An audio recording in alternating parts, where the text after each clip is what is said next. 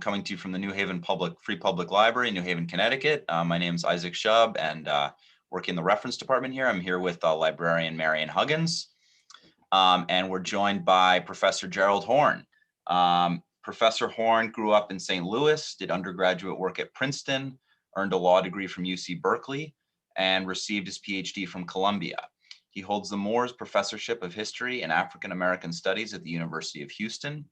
And his new book, which we'll talk about today as part of a Book Sandwiched In series, is The Dawning of the Apocalypse, The Roots of Slavery, Settler Colonialism, and Capitalism in the Long 16th Century.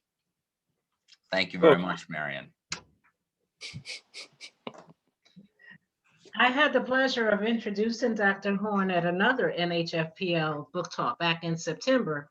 Dr. Horne, I don't know if you remember, but we talked about your Paul Robeson. We talked about your Paul Robeson book. That was a great book talk. When I heard you were coming back, I said, "Oh no, you gotta let me in on this." So I begged my way in so that I can see you again and make you feel welcome. Well, thank you. Today we're discussing your newest book. Looks like we're having some keep looking at the title. The Dawn Apocalypse, The Roots of Slavery, White Supremacy. Looks like we're having some technical problems, Marion. Settler colonialism and capitalism in the long 16th century. Oh, tell me. Professor Horne, are you able to if I need to say that again. I hear Shub better than Huggins. Okay, so Marion, I guess we're having a little bit of trouble. We were just watching a video with you recently, Professor Horne, where there were a lot of technical difficulties, and we were just hoping that we would elude them, but we have not.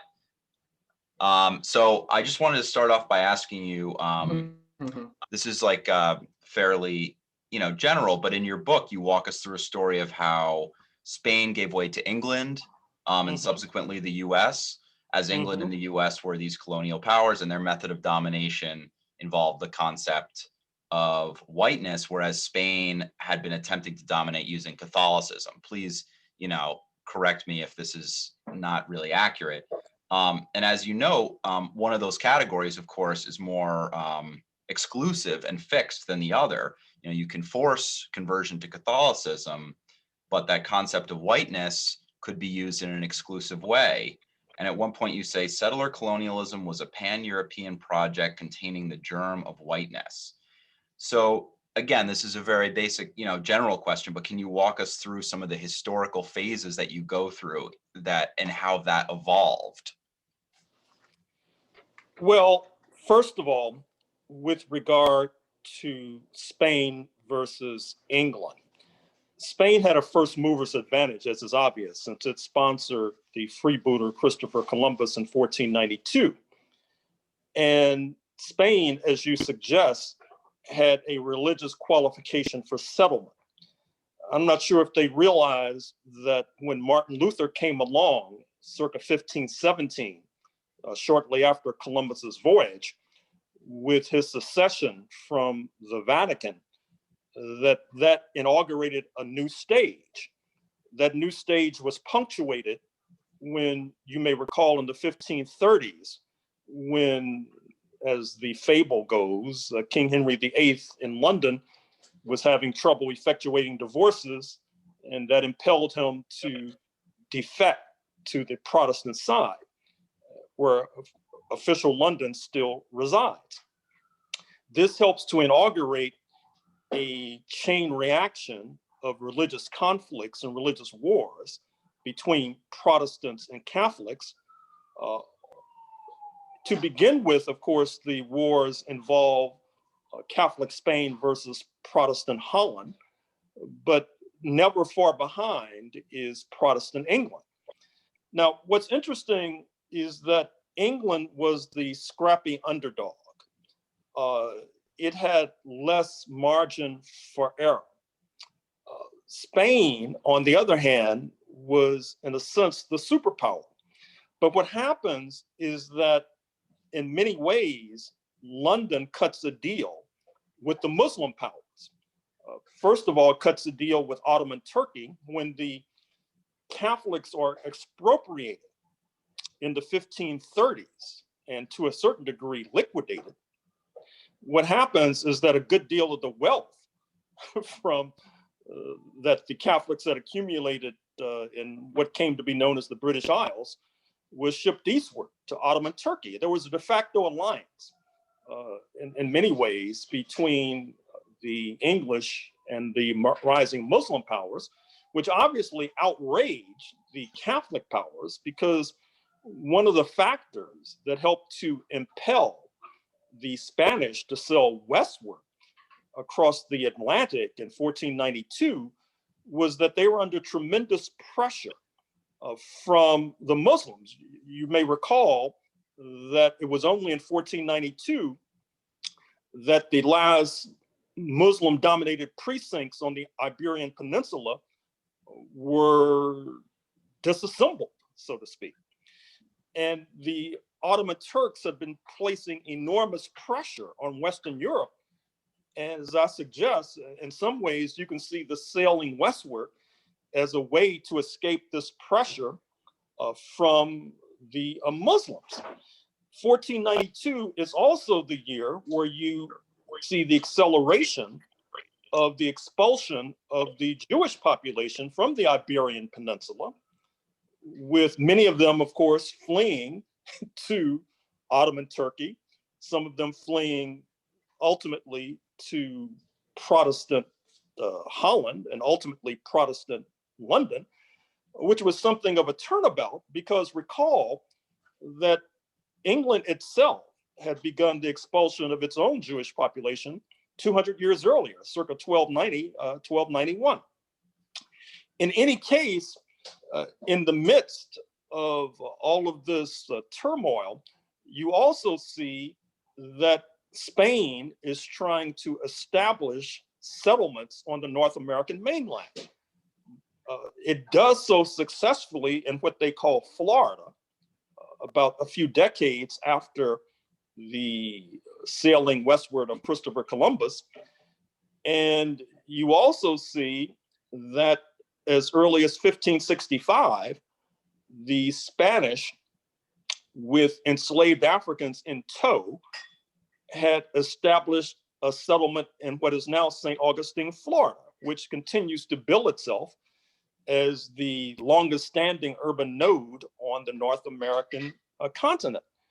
But recall that as early as the 1520s, you saw that the,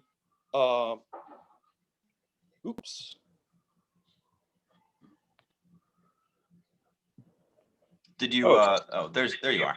Okay, sorry about that. As early as the 1520s, from their perch in Santo Domingo, Spain had sailed northward to establish a settlement in what is now South Carolina, or just north of Florida, I should say.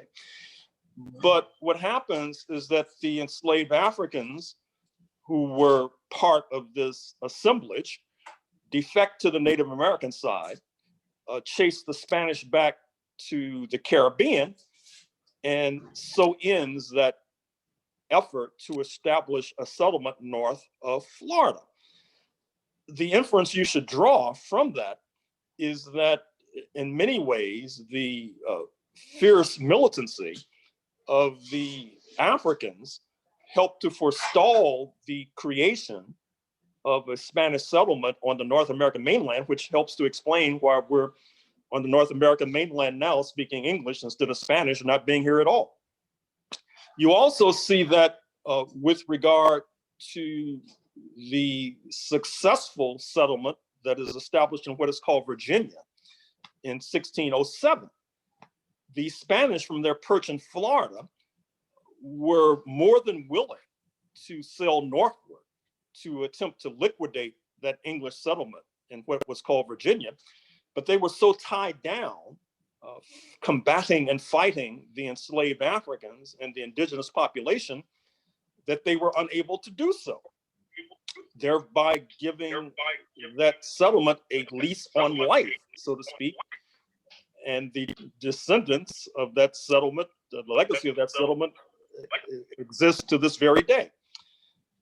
I should also say that with regard to this alliance with the Muslims, which I think was one of the key factors in helping to explain London's ascendancy. And of course, you see this sprinkled throughout a number of Shakespeare's plays, not least Othello, but a number of other plays where scholars have been puzzling over why you have these positive portrayals of Muslims or humane portrayals of Muslims. I think that they may be looking too much from the vantage point of the 21st century rather than the vantage point of the late 16th century or the early 17th century for that matter. And so in 1591, for example, you see an alliance between London and Morocco, North Africa, to attack the Songhai Empire, which is a major political entity in Africa, due south of Morocco. And it is successfully vanquished because of this dual alliance, this alliance between English and Morocco. This helps to destabilize not only the Songhai Empire, but it ricochets and cascades southward and westward, helping to soften up the African continent for the onrushing African slave trade, and which of course takes off like a rocket about a half century later as London climbs the greasy pole of colonial success.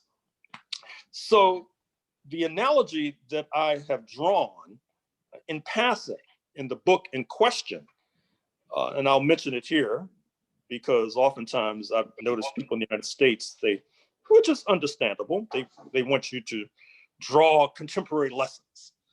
So one lesson that may be unsettling to some is that if you look at today's constellation of forces, with China in the passing lane, for example, this is a direct result of events that took place a half century ago when your fellow nutmeg state resident, Henry Kissinger, flew across the Pacific to effectuate an entente with China on an anti-Soviet basis. Obviously, the United States, when they cut that deal, they did not envision China eventually being in the passing lane, which is where they are now. And now you have the current administration basically trying to forge alliances globally with India, European Union, Japan, Australia, South Korea, et cetera, to encircle China, trying to use every play in the playbook, including, according to Admiral Charles Richard, one of the leading Pentagon officials, including, buckle your seatbelts, war. So in other words, this underestimation of nations is not something that's peculiar to the 16th century.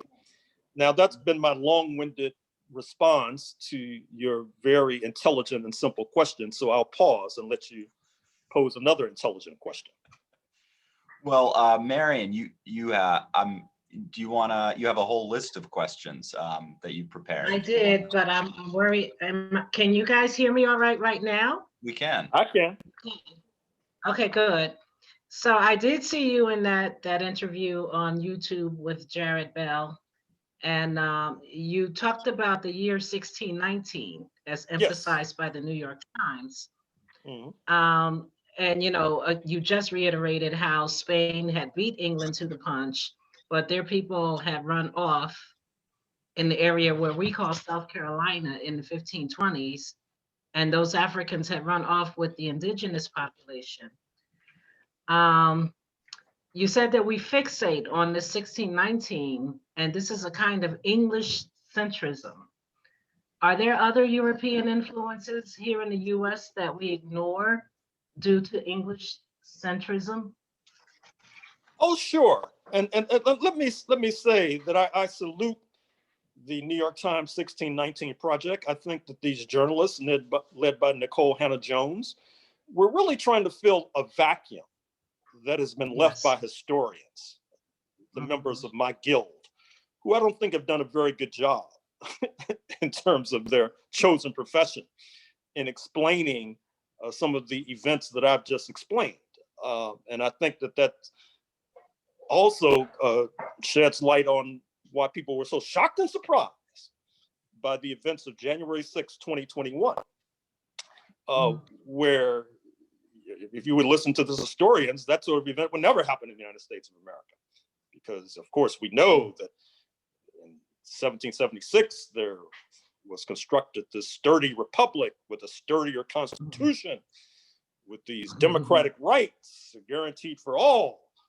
And January 6, 2021 came as a bolt from the blue.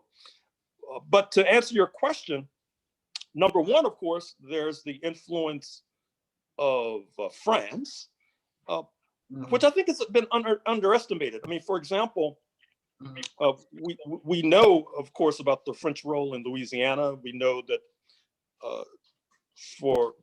to this very day, you have many enslaved Africans who carry French surnames who have roots in Louisiana. We know that during the US Civil War, France had occupied Mexico. And indeed, the Confederates had concocted this scheme to have Texas, which is seceded from Mexico in 1836, not least because Mexico had moved to abolish slavery beforehand. They had concocted this scheme for Texas, which was under Confederate rule, to somehow merge with French Mexico against the interests of the United States of America. And that scheme was barely throttled. Otherwise, sitting here in Texas, I might be speaking French now instead of English. We know that from its perch in Quebec, just north of New York City, that French interests were involved in these slave uprising in New York City, 1712, just like the bloodiest slave revolt on the North American continent, that is to say, Stonewall's Revolt, circa 1739, 1740 in South Carolina, that was fundamentally instigated by armed Africans from Spanish Florida, for example. I think that part of the problem is not only English centrism, is that many of the historians, they treat the United States as sort of a thing in itself. Even though we know, for example, with regard to the retreat of Jim Crow in the 20th century, that has everything to do with the rise of national liberation movements in Africa and the Caribbean, the United States feeling that it's going to be beaten to the punch by the socialist camp. And so therefore that impels Washington to make an agonizing retreat from the more egregious aspects of Jim Crow. So trying to treat the United States as sort of a thing in itself, I think it is a wrong-headed way of doing history, and inevitably it ends with wrong-headed conclusions. I mean, in North America, for example, at various moments, you had the Dutch, for example, controlling what is now New York City. I had mentioned in the previous question about how the Dutch were early movers with regard to colonialism. And I say in the book that in some ways, the English were using the Dutch as a kind of sock puppet. They were pushing the Dutch ahead as it confronted bloodily the Spanish. And it was only in the middle of the 17th century that England is able to oust the Dutch from what is now New York City, the premier city in North America as we speak. You had Swedish interests who were involved in a colonial enterprise just south of what is now Philadelphia, for example, around the area of Delaware. So, I mean, I could go on in this vein, but once again, I would say that the historians, even when they try to write textbooks, which gives you the opportunity to broaden the discussion, they oftentimes are not successful or enlightening in terms of portraying this broader picture of how this country known as the United States of America came to be. Thank you very much. Thank you. Thank you. Can I go again? Oh, please, please. In the introduction, you said that in a sense, Madrid took religion too seriously. That's right. Seeming oblivious to the rising notion that settler colonialism required race more than religion. Are you saying that Spain wasn't successful because they required their Spanish settlers to be Catholic? What I'm suggesting that in the contestation with London, I mean, I'm looking at it relatively. I mean, I think that if they were not facing competitors, religion may have, quote, worked, unquote, but you know, in the real world, they were facing competitors. And what I mean by that in terms of religion as a qualification for settlement, from the beginnings of Spanish Cuba, you had Black conquistadors, or you had Black men in particular who were armed. And this was the case. And this also, interestingly enough, if you look at the origins of Texas, when Stephen F. Austin, about 200 years ago, cuts a deal with a newly emerging government in Mexico to establish a settlement in Tejas, that Stephen F. Austin and his comrades had to profess Catholicism, even though some of his comrades, you could say at best, were nominally Catholic. I think that having religion as a qualification also opened the door to what we know transpired, which is turning a goodly number of the Jewish population against Madrid, not least because of the Inquisition, not least because of this idea that you had to become Catholic or be tortured, or become Catholic or die. That's not the best way to win friends, allies, and comrades. This drove this population into the waiting arms, as noted, of the Ottoman Turks, of Protestant London, of Protestant Holland. And this was a major disadvantage for the Spanish going forward. So once again, I think that the problem, there are many problems with colonialism. There are many problems with settler colonialism. And a problem with regard to having a religious qualification for colonialism and settler colonialism is that it creates many numerous problems. Whereas if you look at whiteness by way of contrast, number one, it allows England to work out agreements with those whom it had been warring with, the Irish and the Scots in the first instance.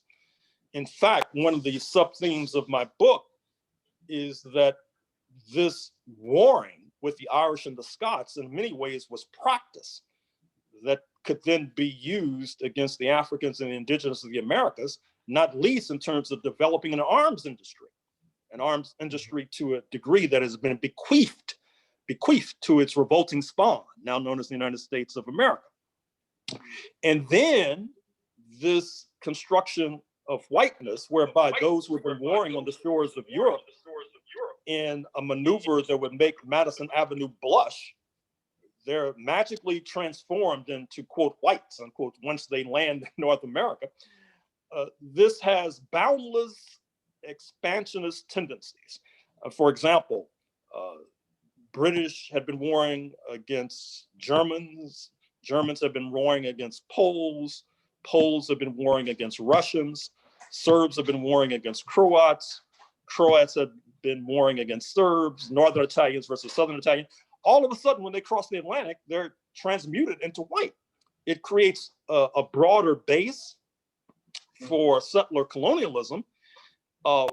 And it also, by casting into a site south of purgatory, those who are not inducted into the hallowed halls of whiteness, speaking of people of African descent, the indigenous population, it creates this marker in terms of phenotype, which makes them readily and easily identifiable. Unlike religion, for example, where there can be a mystery as to who is actually a believer. And in fact, people can fake believing. You know, you do the sign of the cross, etc.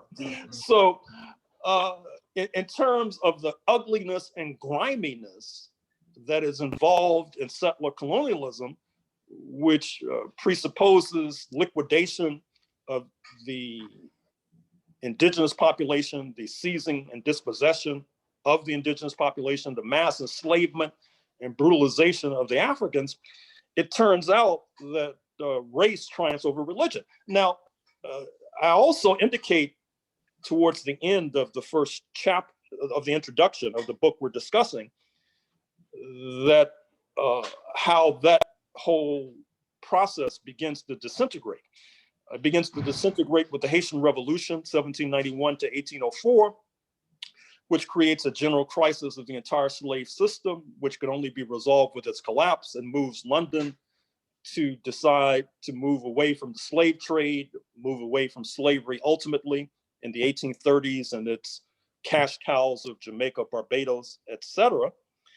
And then, of course, it unleashes forces that impels the United States itself to move away from slavery by dint of a bloody civil war, whereby tens of thousands, hundreds of thousands were slaughtered on the battlefields of North America.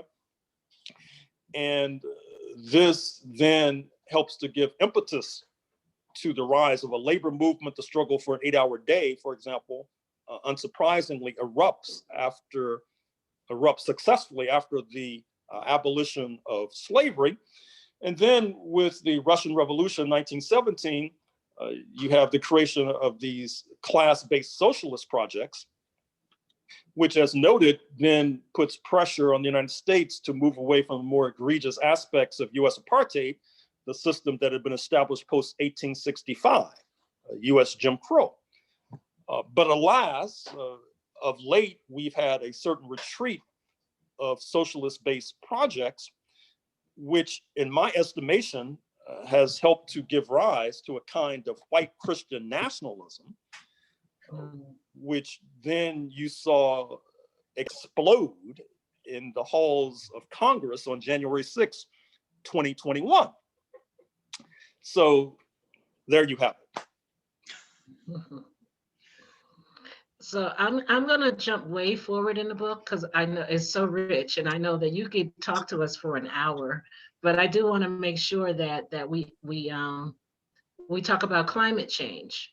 Oh yes. Before we, I want to know. Like, I thought it was really surprising that climate change came up in this book, because I thought this book was only going to be about things that happened in the 16th century. And it seems to me that you were making the case that all those events led us up to the Industrial Revolution and then also climate change. So can you elaborate on that a little bit? Well, I will elaborate on it a little bit, because I have to be honest that in making that thesis, I was drawing upon the work of other scholars, particularly scholars at Ohio State University, whose names now have suddenly escaped me. So that was not necessarily original on my part. I mean, you know how the saying goes: everybody borrows, just make sure you borrow from somebody who knows what they're talking about. So hopefully that's what I did when I was borrowing those ideas concerning climate change from these Ohio State University professors. But in short, what was happening is that the climate was changing. You were having cold spells, which were then contributing in North America, hitting very disastrously, which was compromising the well-being of the indigenous population, making them more susceptible to being overrun by the advanced military technology of the European invaders, for example. And I actually talk about climate change as well in my book on the 17th century, which chronologically was published before the 16th century book, but obviously in terms of chronology of the 17th century follows the 16th century. So I'll stop at that point. So then you also, you know, you've kind of talked to us about the Pan-European project, and I mean, that's, it sounds like what you were describing is Pan-Europeanism, what developed through the, you know, the end of using religion and the beginning of using, or more using this concept of whiteness. How does that relate to class collaboration? Because that's another theme of your book. Is that, you know, is that the same thing? Is that related? Well, thank you. Class collaboration inheres in settler colonialism, London style. If you look at the first settlers sent across the Atlantic to what is now North Carolina in the 1580s, you had, it was a multi-class formation, basically.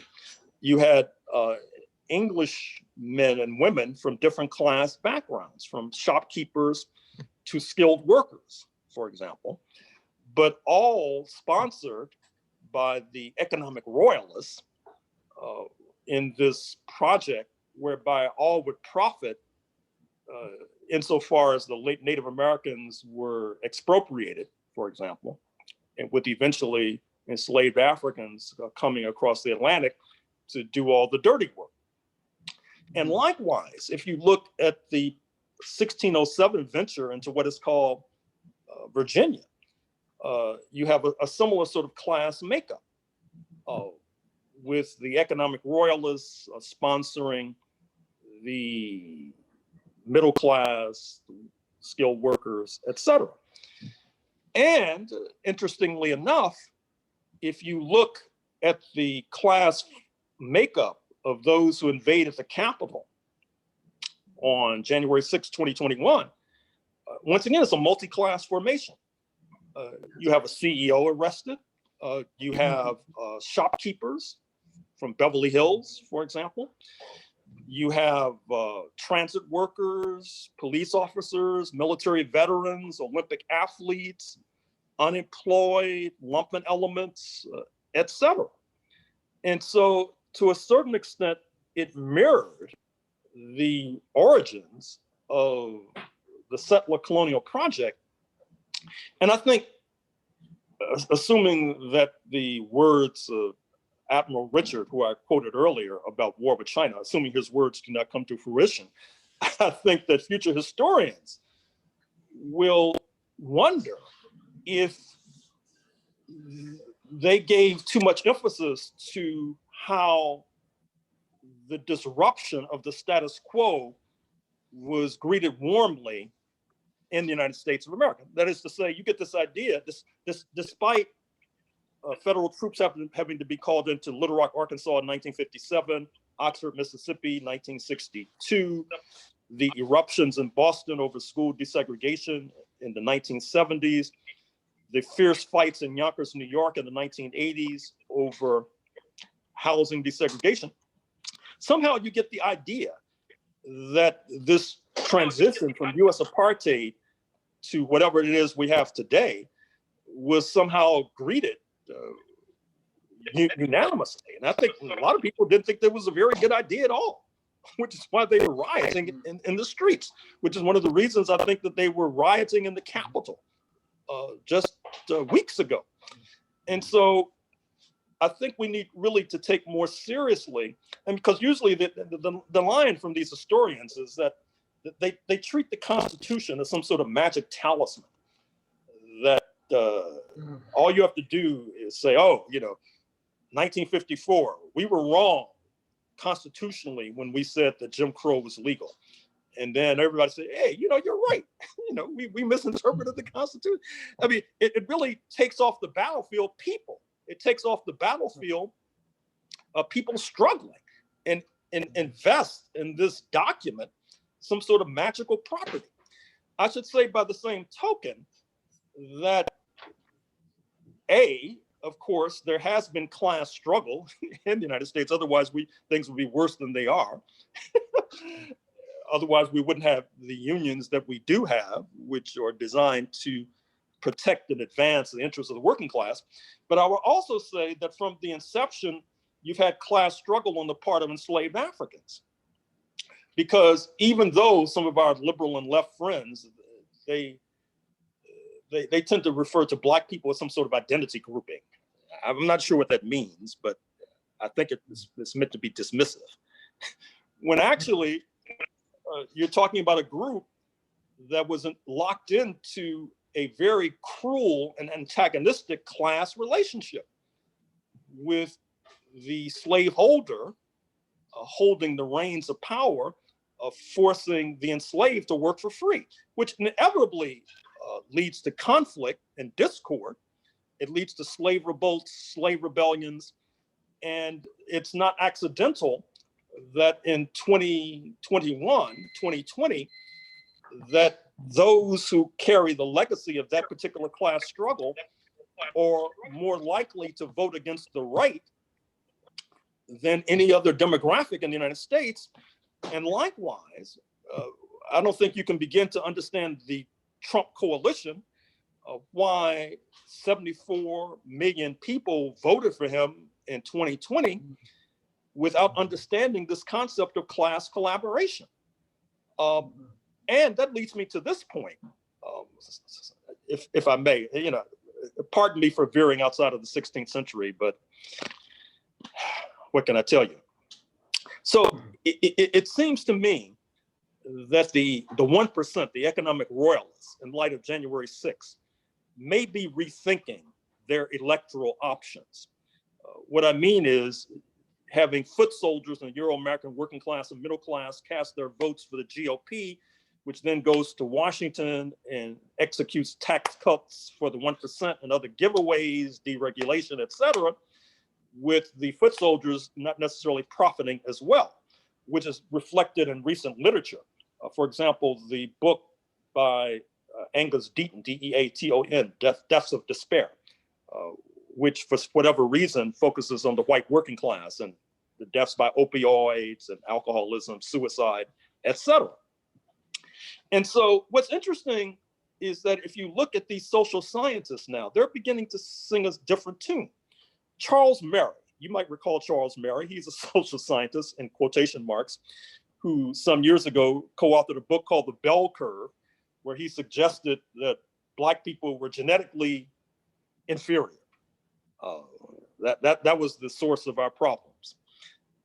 And he was part of a cabal that I'm afraid to say included the late Senator Daniel Patrick Moynihan that suggested that our purported pathologies were so profound that we were undergoing speciation.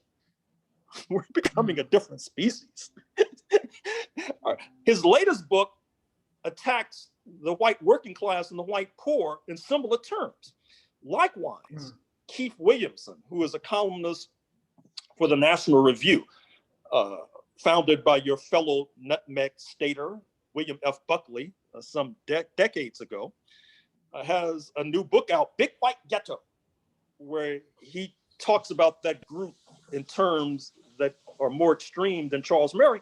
And in fact, Joe Scarborough, the former Republican congressman, now host of Morning Joe and MSNBC, he read out verbatim one of Kevin Williamson's chapters, I should say portions of a chapter that was recently reprinted in the National Review. And then if you look at Hollywood, the new movie Hillbilly Elegy, starring Glenn Close, I think she might have some Connecticut roots too, has the cinematic version of the alleged and purported pathologies of the white poor and white working class.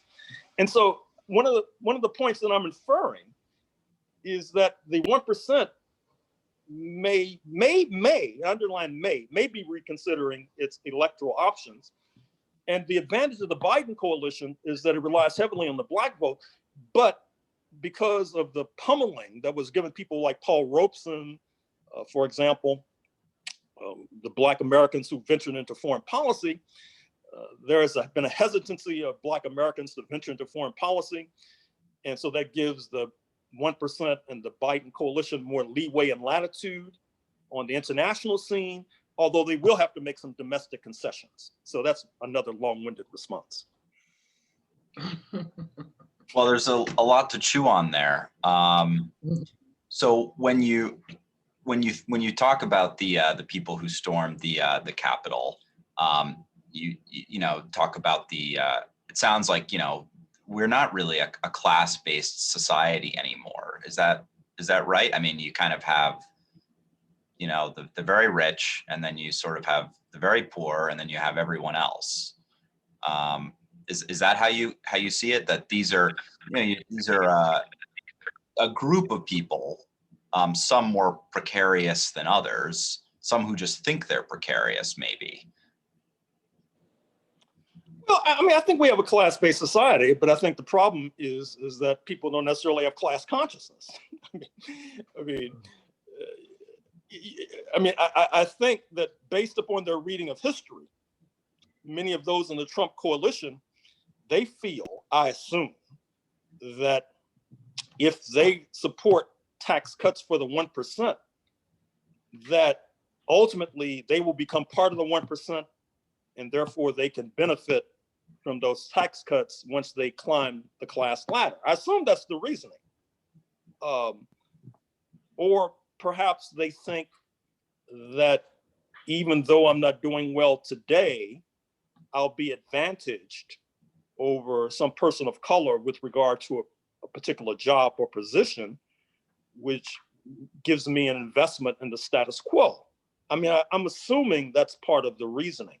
So my short answer is that I think we do have a class-based society. The problem is not sufficient class consciousness, and not sufficient class struggle, for that matter.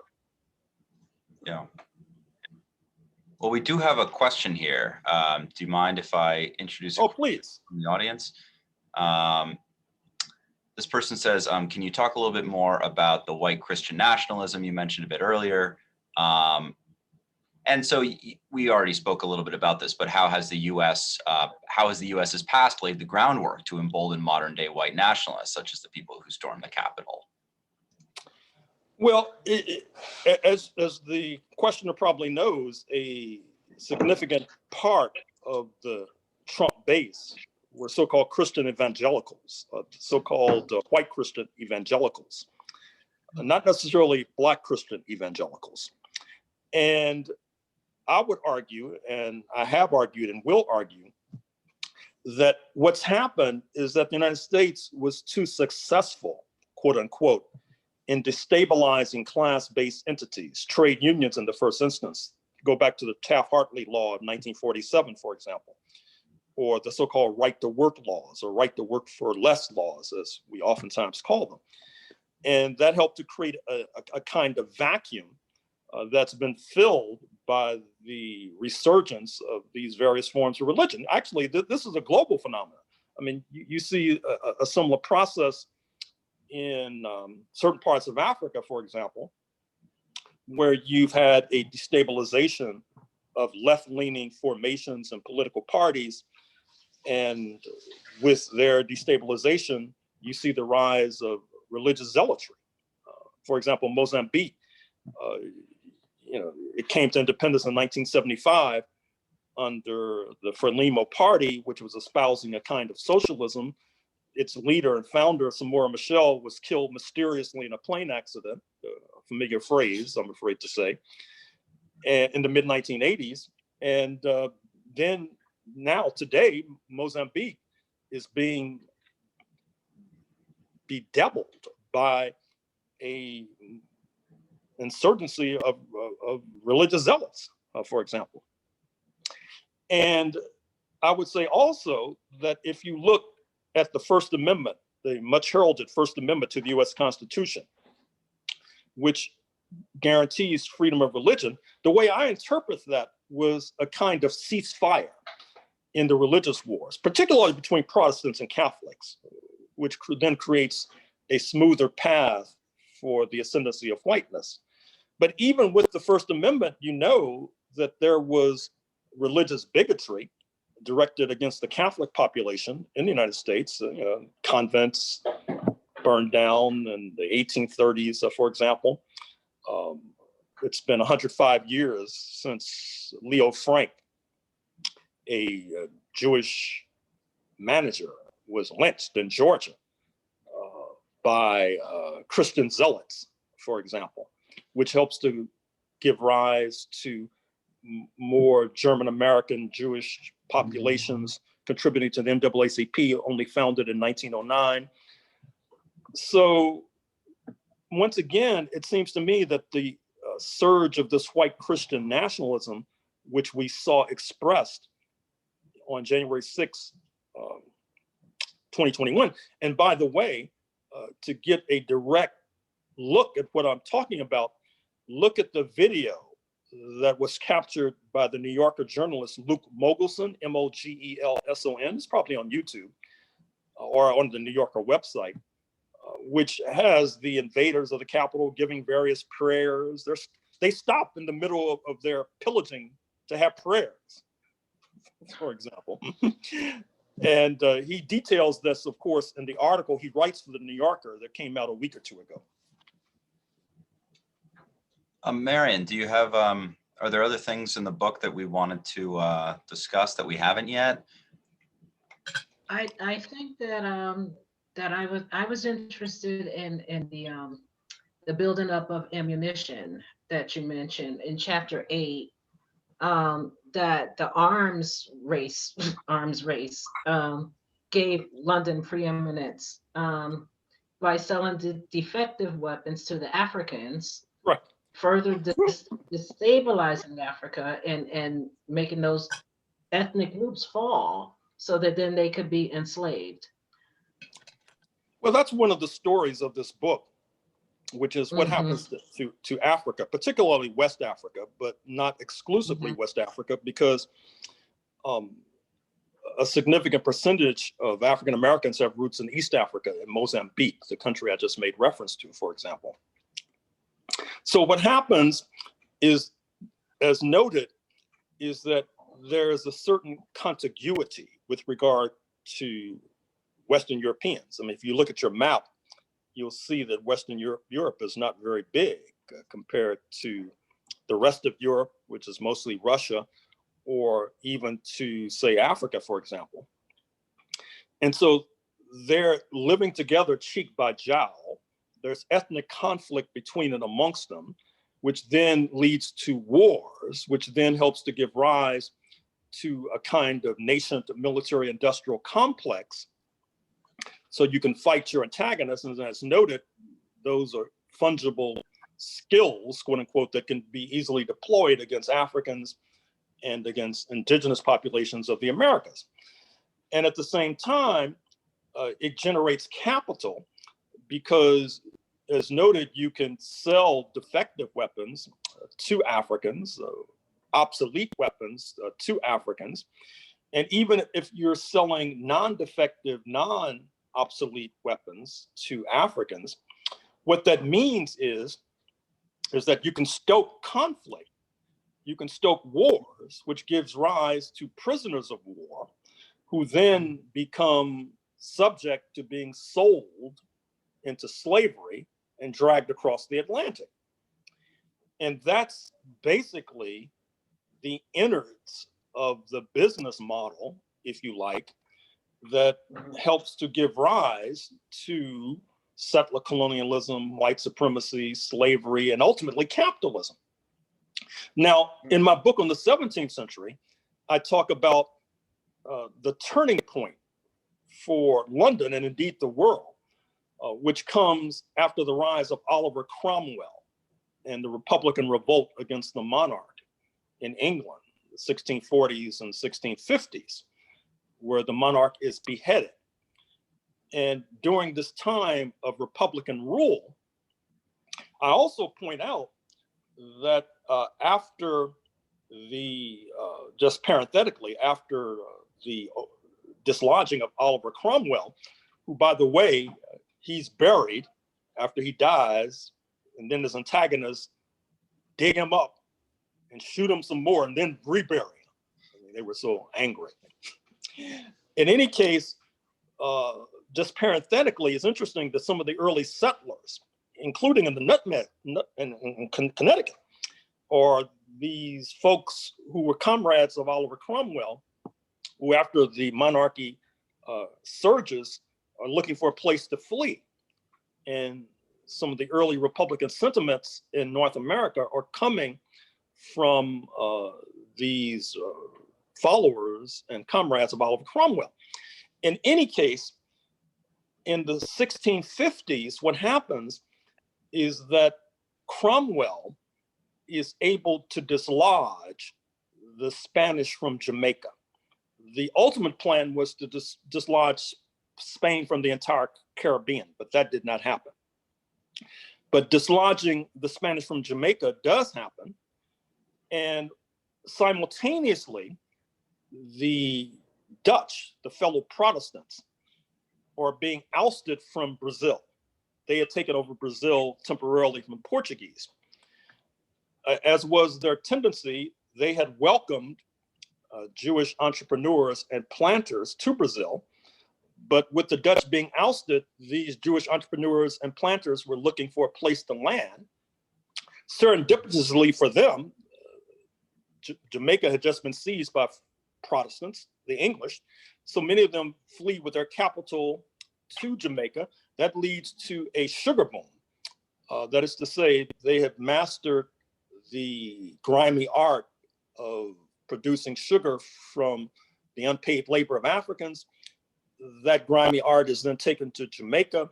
It leads to a so-called sugar boom that quickly spreads to other British possessions in the Caribbean, which creates tremendous wealth because sugar was not only seen as a way to sweeten your coffee or tea, it was seen as a miracle drug to a certain degree, believe it or not.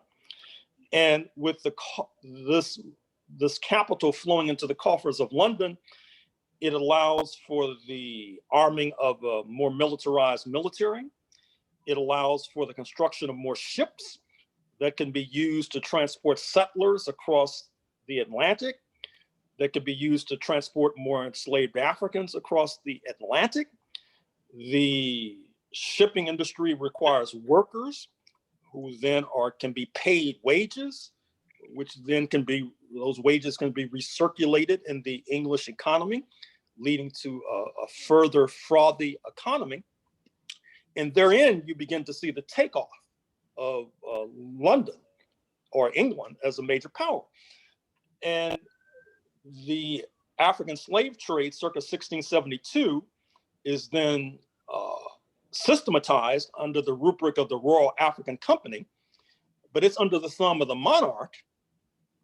But what happens with the so-called Glorious Revolution of 1688 is that the merchant class, once in on the wealth, they clip the wings of the monarch. And to this day, as you probably know, the monarch in England is a kind of figurehead, certainly not wielding the kind of power that, say, King Henry VIII would have wielded in the 1530s. And with the opening up of the African slave trade to the merchants, you see the merchants descending upon West Africa with a maniacal energy of crazed bees, handcuffing and manacling every African in sight, dragging them across the Atlantic. Therein, you begin to see the takeoff of the African slave trade, the takeoff of wealth in London, the acceleration of settler colonies in North America. But of course, you also begin to see slave revolts, particularly in the Caribbean, which then in turn leads to what I call a great trek of European settlers from the Caribbean to the North American mainland, trying to escape the wrath of ferocious Africans. That benefits the settlements in North America. South Carolina, for example, in many ways is an adjunct of Barbados, which has long been acknowledged. And of course, just to continue the story, what happens is that, as already noted, you have the Spanish seeking to rile up the Africans in South Carolina, the French seeking to rile up the Africans in New York. London expends blood and treasure during the 7 Years' War, 1756 to 1763, basically eliminating the Spanish threat from Florida and the French threat from Quebec, taking over all of Canada. They go to the settlers in North America, Connecticut, etc., to get taxes to pay for this venture that benefited them. The settlers, perhaps because they're so accustomed to getting things for free by dint of slave labor, don't want to pay taxes, which is still their tendency. And that, along with the London Edict, the Royal Proclamation of 1762, 1763, seeking to restrain the settlers from moving west, seizing the land of the Native Americans, which riles up real estate speculators like George Washington, not to mention the Somerset's case of 1772, where slavery is illegalized in England, and the fear that that would leapfrog the Atlantic, jeopardizing slave fortunes of Washington, Jefferson, Madison, stokes an anti-colonial revolt, so-called, that leads to the formation of the United States post-1776, and here we are. Well, thank you for bringing us to such a tidy conclusion. I'm sorry, go ahead, Marion. That was a tidy conclusion. Yes, that was a tidy conclusion and quite a history lesson, or I should say a reminder. Unfortunately, that's not the history lesson that most of us learned in school. So we are really advantaged having you here, Dr. Horne. We appreciate it. It's about 1 o'clock, 3 more minutes. I see we moved into your lunchtime. Thank you again. Thank you for coming on. Yeah. We appreciate you. Thank you very much. I just want to mention again that your book is here. Of course, it's available for sale and it's available at the New Haven Public Library. We're doing curbside pickup now, so if you'd like to reserve a copy and make an arrangement to pick it up, please do. And coming up on February 18th, we'll be talking to Professor Adolph Reed about race, politics, and income inequality. And on March 4th, we'll be talking to Professor Frank Snowden of Yale about his new book on epidemics. So thank you again so very much, Dr. Horne. We really appreciate it. Thank you, Dr. Horne. We do hope to see you again. Thank you, Isaac. I hope to come again. Thank you very much for inviting me. Thank you, sir. Thank you for being. All right, Isaac, I'll talk to you soon, okay? All right, sounds good, Marianne. Goodbye, everybody. Bye-bye. Goodbye.